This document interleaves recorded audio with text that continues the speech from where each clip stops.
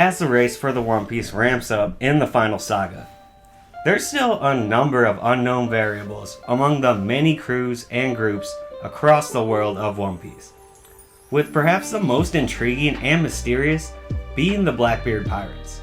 And while Blackbeard himself will obviously play a key role in the outcome of the final war, with his unique dual devil fruit abilities and yet to be explained special lineage and body, as Marco put it, we believe that much of this Dark Captain's quest for world domination will also be deeply tied to a particular member of his crew, the Demon Sheriff Laffitte. Yeah, and while we do have a decent amount of information on Laffitte, it still kind of feels like it's a limited overall scope of his true character, because he often operates in the shadows, but is definitely a very interesting, if not one of the most intriguing characters on the Blackbeard crew, if not throughout the entire story in this final saga. He's definitely what I would think is probably one of the most intimidating because of how much he seems to work in the shadows. And how easy he makes it look. Yes, and what we do know about Laffitte is mostly from his introduction, as they kind of gave him a bio as they saw him, but we know that in his past he earned the nickname of the Demon Sheriff, often through his excessive violence and cruelty while serving as a sheriff in the West Blue. Yeah, and that violence and cruelty got him expelled from the West Blue, but it's also really interesting because we really haven't seen any of that in, the current story.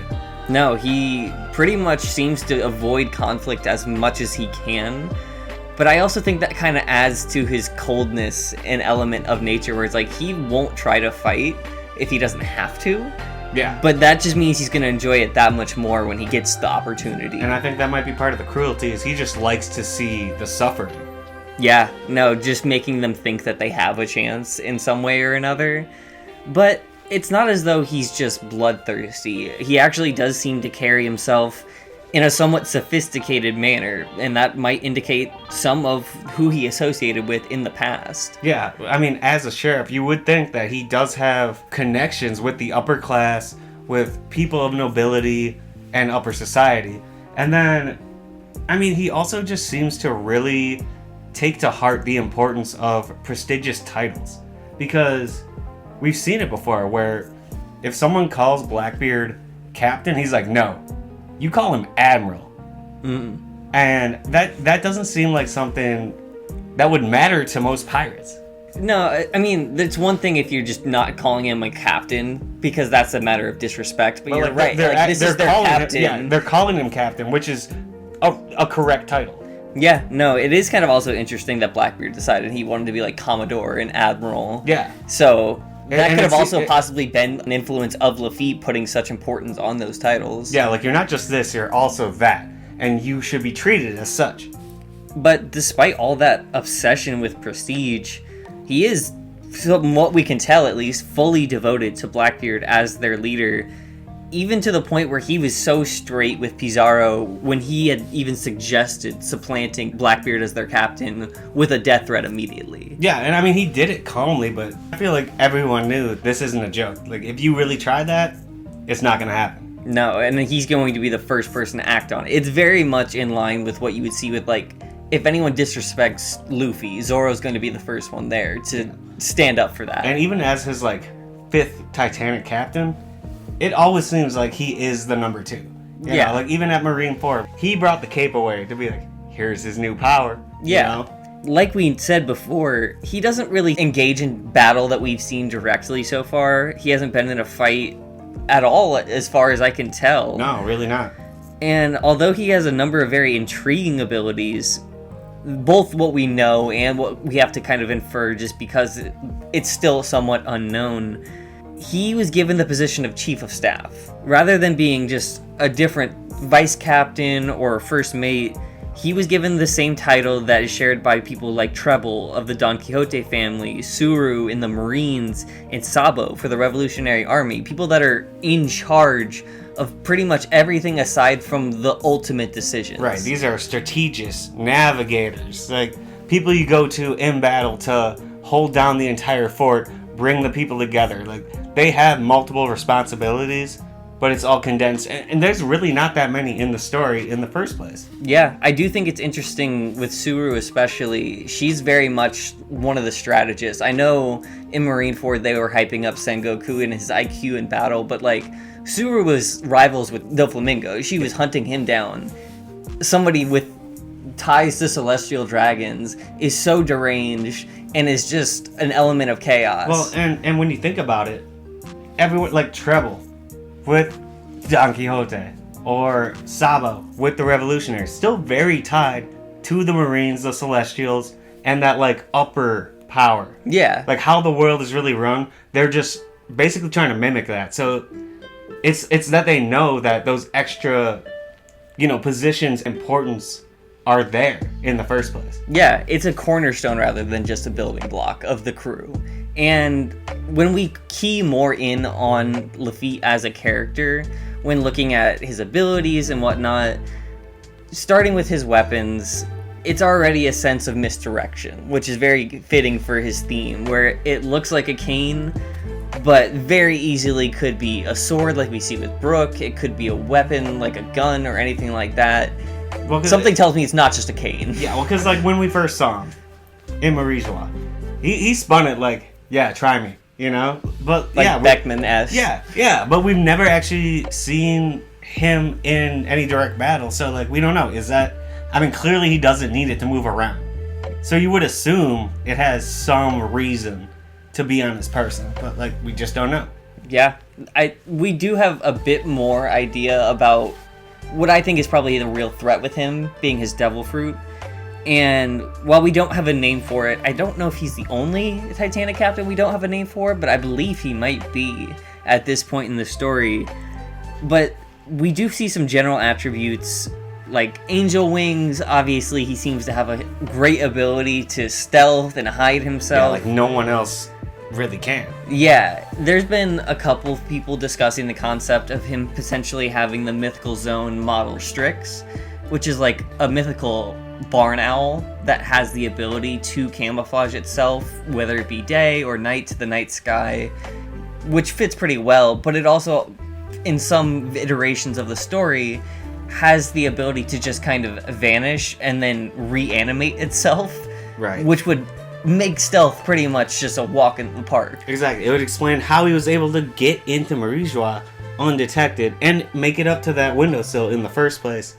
The whole thing about Laffitte, too, with flying and stealth being the only ideas we have, it opens it up to a lot of things. It could be an angel devil fruit, it could be anything under the sun that Oda wants to come up with for a mythical form. Creature, yeah. It could be something like the Gorosei, where it's like combinations or, derivatives of other things that have been written. It could literally be anything. But the thing is with Blackbeard going to assemble all these powerful fruits for his crew, from what we saw, Laffitte had it all the way back in the beginning, so he had no need for an additional fruit. And if he's still this important, you have to imagine it's something impressive at least. Oh yeah, Blackbeard doesn't surround himself with anyone other than the most powerful. And furthermore, his powers could also play into the hypnosis we saw him use only once, but it wasn't a very important arc, with the Marines, where he was able to get the rest of the crew into Marineford. And although this could be just a general skill that he maybe even just learned while a sheriff, that would have definitely aided him as a sheriff, who knows? Could have been like Django with his ability. Exactly. Like he could have some artifact, like who knows? That one I feel like is less likely to be tied to his powers, but again, it's worth mentioning. Yeah, absolutely. However, I think the most outstanding characteristic when it comes to Laffitte is always going to be his stealthing ability. From the very moment that we met him, Laffitte was shown not just sneaking around, but he was shown sneaking around by himself during the Jaya arc from his crew, and made his appearance in Pangea Castle, in the middle of Marie-Joie, in the middle of a meeting between the Marines and the Shichibukai. Yeah, like it wasn't just like some random Marine base. This was the most powerful Marines, like Vice Admirals, and the Warlords. And Sengoku and Suru were there. Exactly, like the actual strongest they had. And no one saw him. Mihawk's in the middle of talking, goes, wait a minute, like this, like he's chilling there. Yeah. get past Mihawk's observation is otherworldly Insane. levels of stealth. And he, like you said, so casually just threw himself into the conversation, not really thinking to have to explain it, even though they knew who he was already. Right, and it never felt like he was the slightest bit uncomfortable or on edge, like waiting for an attack. No, like he just owned that conversation. He knew what to say, absolutely, and at the end, he got exactly what he didn't get punished for this at all. Like, there was no repercussion. He got what he asked for. He said, hey, I've got an idea. Like, you need someone to take Crocodile shoes? I know a guy. And clearly, in the end game, that was all to get him his second devil. Like, huge moves. But it was so simple. Like, hey, you want to fight Luffy? I know someone. And as he previously mentioned, just to be a part of the Marineford War, where there was a Yonko and the Marines fighting a full-on war, he's managed to sneak through everybody just to get to the control tower to let the Blackbeard pirates in through hypnosis. So Luffy ran through a war. Laffitte just snuck through it. Yeah, and clearly that was the plan the whole time. Oh, absolutely, because he had to set him up for the chance to get Whitebeard's power. And that was all set in motion because of his suggestion. So, he set what was such a simple suggestion into such a power move that let him rise from worst generation to warlord to Yonko. And, like, here's the thing.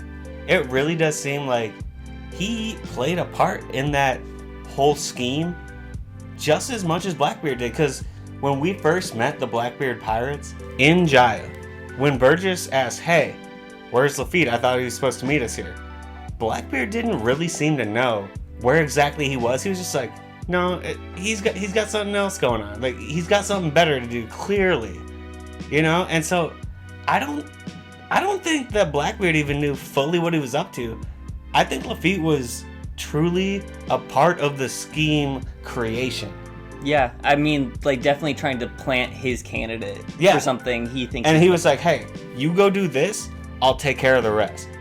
But, I mean, it clearly paid off, and I think that built enough trust that he still trusts him to go off on his own. Like, we see him in 1126, when he's just completely separate from the rest of the crew. And it was also after Blackbeard went out and did some separate stuff. Yeah. You know?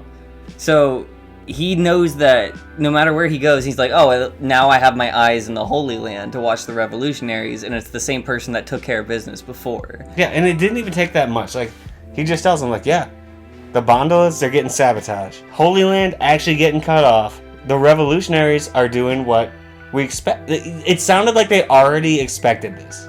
Like, they have been a step ahead, and now he's just sitting there waiting, especially with how they ended the call. Because it's not like they said anything crazy. He just reported what he was seeing, and Blackbeard's like, great, laughed at it, whatever. But then he is like, this isn't the time to be sitting around and watch.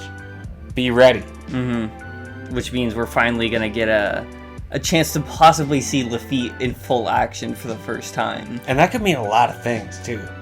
I mean, he's keeping Laffitte there for the purpose of some kind of advantage. Yeah. Blackbeard always has something extra he already figured out, and it seems like with Laffitte's ability to get anywhere, it very well might be because he has that informant wherever he wants them. Yeah. And we didn't plan on this. I just want to throw it out there because I did talk to you about this the one time. It could have something to do with Dragon. Because I feel like when they finally get Dragon to commit to some action, that could be what it is. They're waiting for him to be vulnerable, to commit to a battle, and then be, drained at the end of it.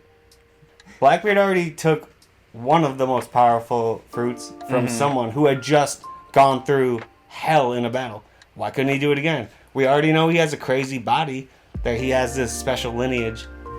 It's possible. There could be another tier.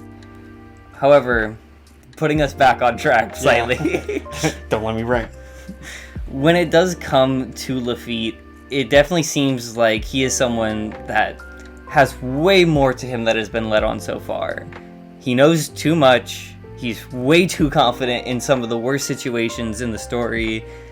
And he's silently been at Blackbeard's side as he's risen from a lowly pirate on Whitebeard's crew to a Yonko himself. And I don't think it's absurd to think that there may be a greater motivation in him assisting Teach all this way. Yeah. So perhaps the true difference between Laffitte and Blackbeard's other Titanic captains really could be that Laffitte was already a part of a historic pirate crew before. Maybe he was the shadowy figure in a hat that we have already seen on Rox's crew during the God Valley incident that we never got a name for. It could be the very same reason that so many of those connections exist between Blackbeard and Xebec, and perhaps in a way similar to how Treble kind of sponsored Doflamingo at a young age to chase after that crime lord status and help in his ascension. Laffitte might have recognized the potential in Blackbeard as soon as he killed Thatch to get his devil fruit, and ever since then has just been a parrot on his shoulder, instilling Xebec's ideals into Teach. I mean, it would explain the name of his ship, the Saber of Xebec, just right on the name. And I think to a further degree, the difference between him and Treble is that Treble is just a guy who cared about this and wanted to make it happen. Laffitte has the abilities. Mm-hmm. And he's also seen it done before. He's seen it done, he's smart, and he's gotten smarter by seeing it done the first time and watched the mistakes that didn't let it stick. Yeah, he's been very thorough on, I think people have given Blackbeard a lot of mastermind credit. And I think that would be a great reveal for Laffitte, is to be well, it wasn't all him. Or it was just mostly me. It could have been mostly him. I've seen it happen. I just helped him navigate the course way clearer. This was just, because people have even thought of that with Shanks and Luffy. Mm-hmm. What if it's actually Laffitte and Blackbeard, where I'm just guiding him to where I need to the last step that I'm going to step over. Yeah. No, I mean, Blackbeard seems to trust Laffitte unwaveringly. He is the one that brought him up to his current position, and whether or not Blackbeard is a descendant of Rox, or just simply has his will like Luffy does with Joy Boy and Roger, his special lineage would explain Laffitte's dedication to delivering Blackbeard, as Augur said, the world. Exactly. Because everyone else on the crew seems to have bought into it, but if there's one person who has truly been carrying that, it's always been Laffitte. He clearly has more up his sleeve than any of us have ever been aware, and I feel like it's slowly starting to show its light. The darkness of his own character really could even eclipse his own captain in terms of his ulterior motives, with just how sly, smooth, easily he's moved through all of this. It's like the ultimate puppet master of what you thought would have been the endgame boss. And I mean, we could be very wrong, but I think it would be sick to have that kind of reveal be... Yeah, I don't know if it'll be to that degree, but honestly, I do feel like he's had a very pivotal role in everything Blackbeard has done. But you guys, let us know what exactly we will learn about the Demon Sheriff of the West, and what do you think is his ultimate goal? Let us know your thoughts in the comments down below. Like the video if you enjoyed the discussion. Subscribe for more content like this, and as always, don't forget, be crew.